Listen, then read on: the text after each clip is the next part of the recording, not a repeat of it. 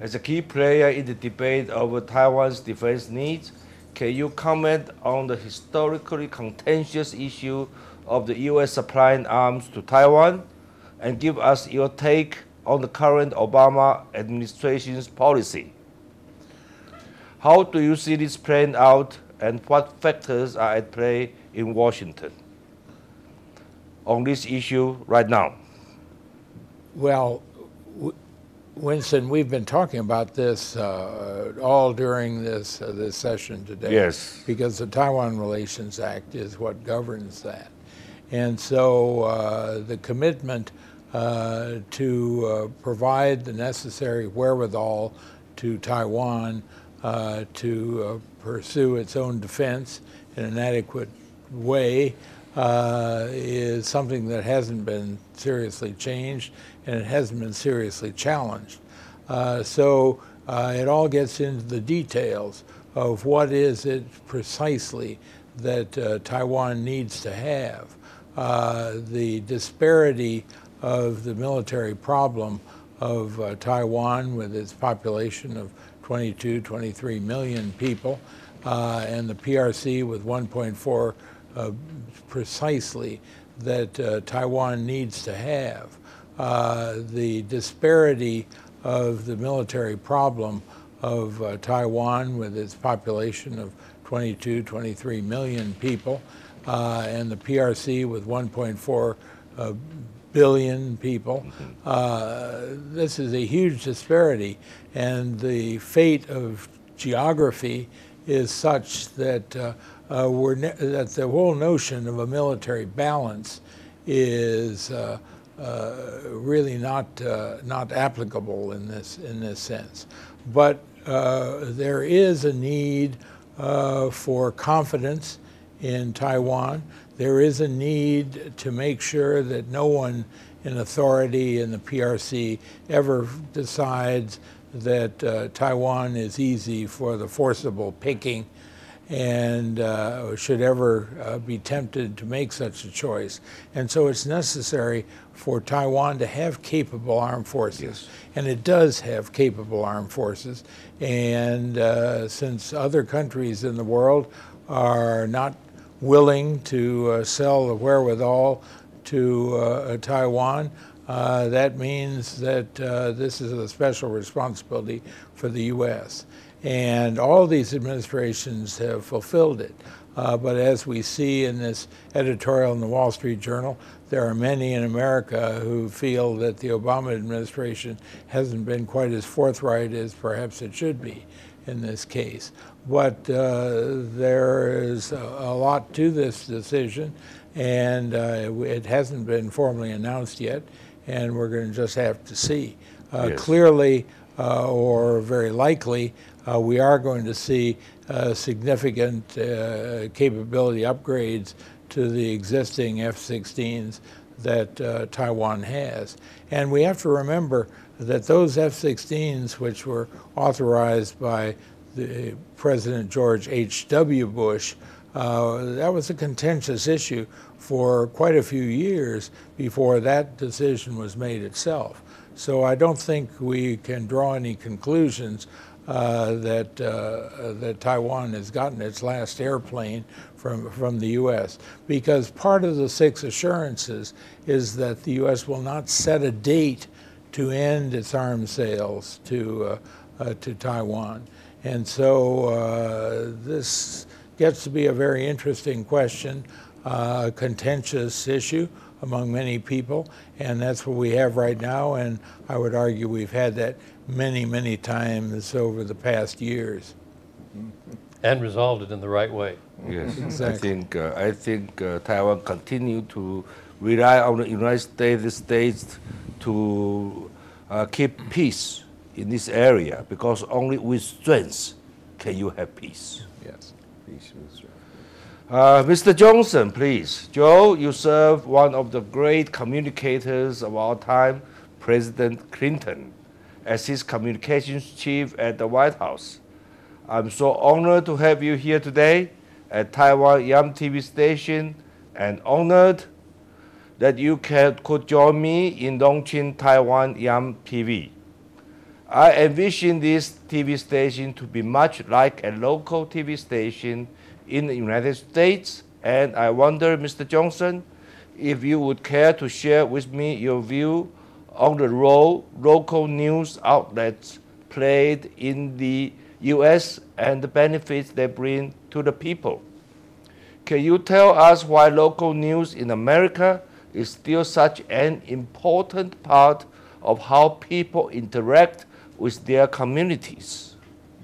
Well, thank you, Winston. And you are correct. It remains a critical source of information for Americans. In fact, our surveys tell us it is the place where most Americans get their news every day from their local television outlets, which is really rather fascinating when you think of all of the platforms now that have drawn the international community together in order to communicate with each other and access news, whether it be digital, whether it be hundreds and hundreds of cable television programs in the United States. It's still the local news that Americans go every night to get their information and to understand what's going on with their schools, what's going on with their community, and what's going on with their friends and neighbors. So it remains the number one source of information. I think it will continue to be so. And as evidence of that, I know when President Obama travels around America right now and visits different states and different communities, he makes it a point to take time out of his schedule before he leaves that community, not to be interviewed by a national correspondent for one of our national networks, but to sit down with the local anchors and the local reporters in these communities, spend time with them, answer their questions, because he knows, and the White House knows, that's really speaking to the community in a way that the national platform doesn't connect. And so you're prescient in creating this vehicle for this community and for the country, and I think it will serve the same purpose in your country that it serves in ours. So congratulations. Thank you, Joe. I think you could be a great advisor for our Taiwan Young TV. Please. Thank you. Let me ask you one more question. What made President Clinton such a great communicator, and what was the advice that you gave him over the years? Well, unfortunately, he was not the great communicator because General Meese had already taken that name, so we weren't able to use that. But the president was a great communicator, and I can assure you, while I was privileged to advise President Clinton, I learned much more from him than he ever learned from me. So I don't suggest that. And it was, President Clinton is probably the most talented mind I've ever worked with in my 30 years in government. And as evidenced by some of my colleagues here, presidents can have the most talented people in the country work for them and advise them. And it was true for President Clinton. I got lucky, but he had some very, very talented advisors. But in every meeting, he was always the best political strategist. He was always the best communication strategist. He was always the smartest policy person in the room. And so he was, I think, an unusual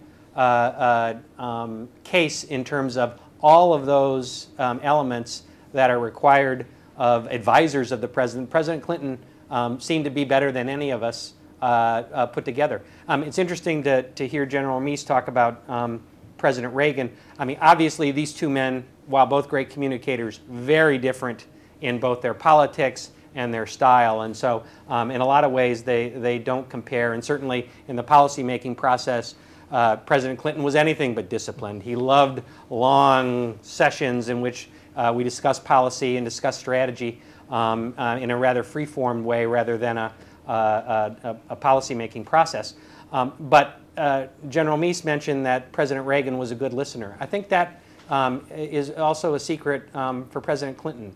Not only listening to his advisors, but when we would travel around the country, he'd never want to leave a room. He would never want to leave a rope line full of people. He would connect with average Americans, talk to them, listen to them, understand the challenges that they were facing in their lives. And I think he was able to internalize a lot of that and turn that into a manner of communication that really struck a chord with most Americans. So I think in a lot of ways, two very different people, great communicators both, very different people, but at some fundamental level, I think they had some of the same instincts and the same skills that allowed them to achieve and be, you know, the rare breed in American politics, two-term presidents. Both considered successful in their own way. Yes, yes. With contributions, even today we admire. Thank you. Now I would like to turn once again to a broad question, and I would welcome comments from all of you. The people of Taiwan would be very interested to hear your views on the Republican presidential hopefuls and how they see U.S.-Taiwan relations. Who would you like to take on this one, Joel, Dr. Ferner? Joel? I'm interested to hear from my colleagues. I'm on pins and needles. Winston, I'm not the greatest political forecaster, because about 4 years ago, I knew with Joel Johnson working for Hillary Clinton that she was obviously going to be the Democrat nominee, and I knew that Rudy Giuliani would be the Republican nominee. So I was wrong on both. But right now, just and the first thing I would remind your viewers is 4 years ago, it was not a settled issue that Barack Obama would be the Democrat nominee. So those who say it's late to be deciding who the Republican nominee will be in 2012, they're wrong. I mean, it still has time to play itself out.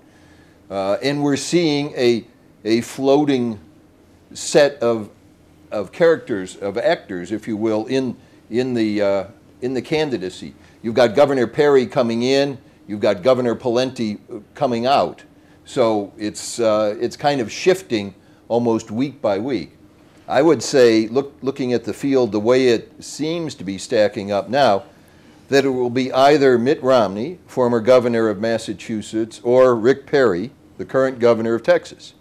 They both have strengths and weaknesses, and they both have, I think, a certain confidence and assurance in terms of how they see America's role in the world. And either one of them, I think, would make a formidable candidate against the incumbent, against Democratic President Barack Obama. Mr. Romney tried.